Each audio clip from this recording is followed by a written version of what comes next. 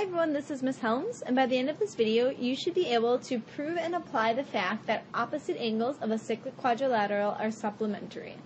In this problem, we're asked to solve for the missing information in the diagram below. So, taking a look at what we're given, we know that the measure of angle x is 98 degrees, and we're given the measure of arc xr and the measure of arc rs. We are looking for the measure of angle s, and we're looking for the measure of angle r.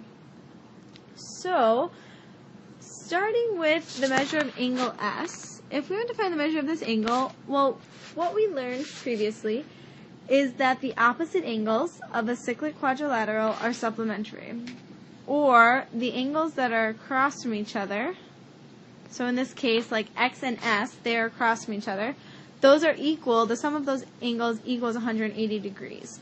So, 98 plus the measure of angle s is equal to 180 degrees. To solve for the measure of angle s, we're going to subtract 98 from both sides. So we get the measure of angle s to be 82 degrees.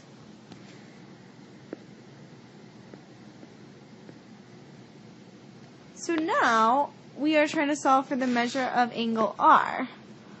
Well, we can do this multiple ways. One way is to figure out the measure of angle t, because if we know the measure of angle t, we can solve for the measure of angle r using what we did to solve for the measure of angle s. So if we look, angle t opens up to arc xs. The measure of arc xs is 130 because we have 60 and 70, so it's 130. So the measure of angle t has to be half of that measurement since angle t is an inscribed angle. So we're going to take the 130 divided by 2, so the measure of angle t is really 65 degrees. So using what we previously did to solve for the measure of angle s, we know that 65 plus the measure of angle r is equal to 180 degrees.